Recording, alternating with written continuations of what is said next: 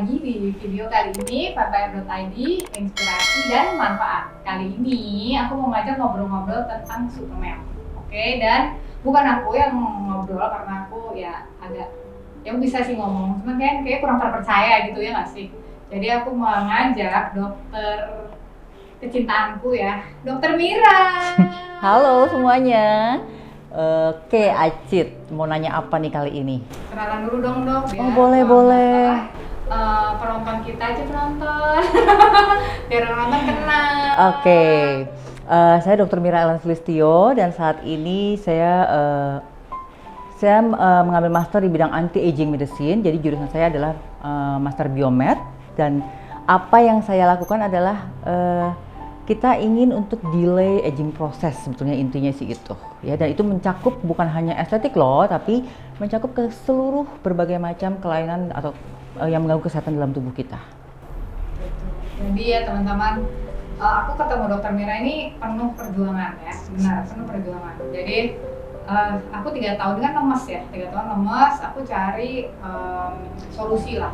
Jadi aku ke Dokter Mira ini bukan perjuangannya tuh aku harus ke dokter satu untuk mendapatkan dia gitu. Jadi karena dia ini berharga ya, makanya saya bawa ke teman-teman semua biar teman-teman tahu gitu kan. Siapa tahu ada yang punya keluhan atau ada salah satu keluhan yang memang kita bahas dan ini jadi solusi buat teman-teman. Nah, tapi untuk kali ini kita topiknya tentang si suplemen, ngobrol-ngobrol soal suplemen karena kan emang lagi booming ya. Karena lagi pandemi.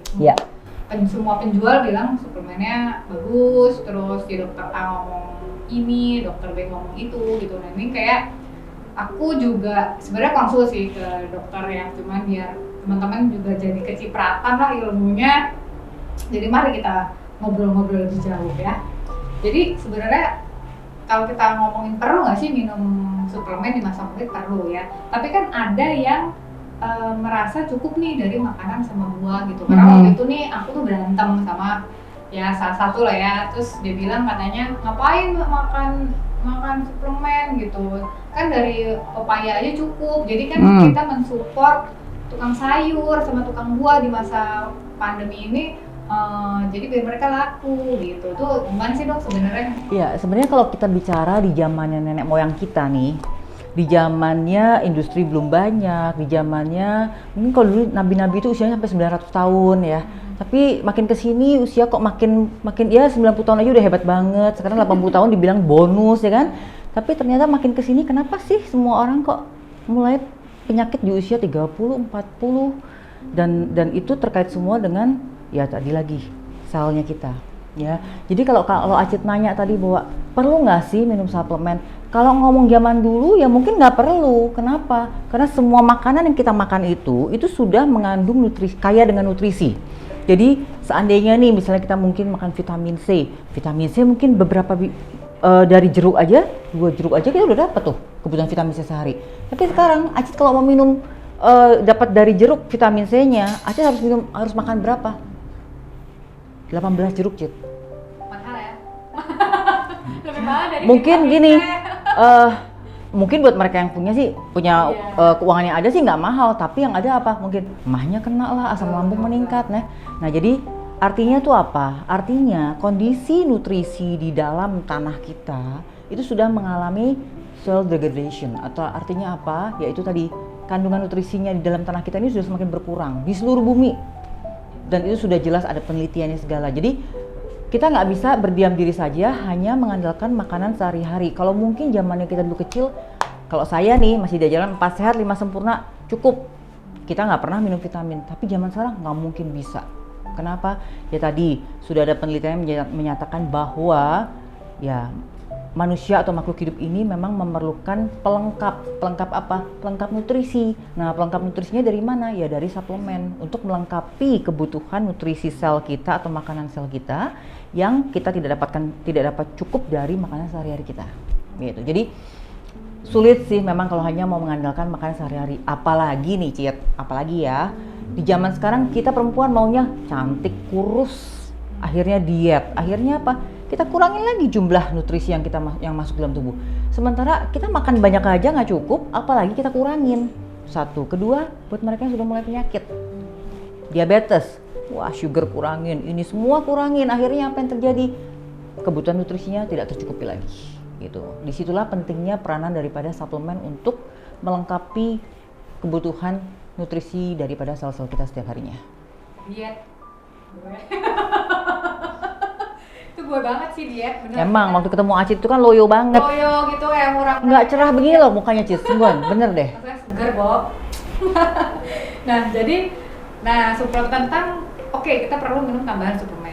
Terus kira-kira apa nih? Karena banyak aku ngobrol sama teman-teman, akhirnya kita jadi berantem nih. Yang satu kekeh cukup minum vitamin C aja, ya. Yang satu kekeh minum madu cukup. Yang satu kekeh kurma. Ya pokoknya ya jadi berantem gitu loh dok. Nah sebenarnya secara klinis gitu loh. Itu apa yang perlu kita minum? Jadi gini, memang ini artinya masuk ke kategori di mana orang-orang yang mungkin menyadari kesehatan. Mereka mulai mencari pentingnya suplemen. Nah sayangnya bahkan pada masa COVID ini pun saya cuma ngeliat gini, mereka misalnya satu sumber menyatakan wah perlu nih vitamin E, perlu nih zinc, perlu nih ini untuk imun sistem kita misalnya gitu. Akhirnya orang hanya akan mencari zat-zat tersebut. Nah sebetulnya paling kita perlukan itu adalah nutrisi yang kompleks, yang lengkap. Artinya apa? Yang harus lengkap, antioksidan, multivitamin, bahkan mineral-mineralnya. Tiga ini nggak boleh terpisahkan. Jadi gini, kita kalau makan itu ada dua. Satu makronutrien, yang kedua adalah mikro. Ya, nah makro ini itu karbohidrat, lemak, protein. Dan kita banyak mendapatkan si makronutrisi ini dari makanan sehari-hari. Jadi ditambah tuh nggak perlu gitu loh. Yang ada juga kelebihan kita, makanya kita harus ngurusin badan kan. Tapi mikronutrisi ini yang sering kurang. Ya, contoh deh anak-anak kita, mungkin ada mereka nggak suka sayur, akhirnya apa? Mikronutrisinya kurang, antioksidannya kurang. Jadi kelengkapan daripada mikronutrisi yaitu antioksidan, lalu multivitamin sama mineral-mineral, dan itu jumlahnya puluhan zat sebetulnya, ya. Dan itu yang sayangnya mereka tidak mengerti bahwa ini loh sebenarnya basicnya tuh ini. Kenapa? Karena ini yang bicara mengenai fondasi selnya kita. Jadi sebelum ditambahkan yang lain-lainnya, misalnya seperti glukosamin lah yang buat lutut segala macam, itu tuh kita perlu fondasi sel kita dulu harus kuat. Ibaratnya bangunan rumah, itu tuh adalah dindingnya atau temboknya kita atau tiangnya, itu fondasinya kita tuh harus kuat dulu, gitu. Jangan sampai kita mau bangun atap gimana caranya nggak ada fondasinya, gitu loh, ya. Nah jadi penting sekali mikronutrien yang full broad spectrum, artinya yang paling lengkap. Gitu. Jadi nggak cukup kok, cuman kayak vitamin C doang, vitamin D doang. Nggak cukup sama sekali. Nah jadi kayak misalkan anak-anak kita nggak makan sayur, akhirnya cepet sakit kayak gitu. Nah daripada berantem ya, ini kalau saya sih daripada saya berantem sama anak saya buat nyuruh dia makan sayur, udah deh kasih ya gitu. Tapi yang lengkap ya. Nah terus kalau untuk suplemen untuk yang punya kondisi penyakit tertentu nih dok, kayak misalkan apakah beda nih saya yang cuman pengen energize gitu, nggak punya penyakit bawaan, sama yang misalkan diabetes atau hipertensi, sih mereka tuh ke dokter lagi untuk konsultasi gitu loh, apa sih sebenarnya yang cocok gitu loh buat mereka? Iya, jadi biasanya sih yang selama ini kan memang mereka ke dokter spesialis untuk mendapatkan bagaimana caranya menghadapi penyakitnya mereka, dan tentu dokter akan memberikan obat-obatan yang sesuai dengan kondisi mereka masing-masing. Tapi untuk mungkin untuk vitamin, untuk suplemen gitu, biasanya kembali lagi terserah ke kita. Kenapa? Karena begitu banyak macamnya di luar sana gitu loh. Seperti saya dulu tuh mungkin 10 tahun yang lalu saya kalau praktek, pasien keluhannya apa, kita anamnesa, kita inspeksi segala macam. Ini obat yang diperlukan. Nah, untuk vitamin tolong ya minum ya yang tinggi vitamin C-nya, tinggi vitamin E-nya. Nah, carilah sendiri di luar sana, kan banyak toko-toko yang jual gitu. Tapi kalau sekarang udah beda. Jadi memang kalau saya sekarang di tempat praktek saya selalu menggabungkan keduanya. Karena ternyata apa? Penting sekali untuk mendukung obat-obatan yang kita berikan kepada pasien, itu diperlukan sel-sel kita cukup harus sehat juga. Ya, artinya apa?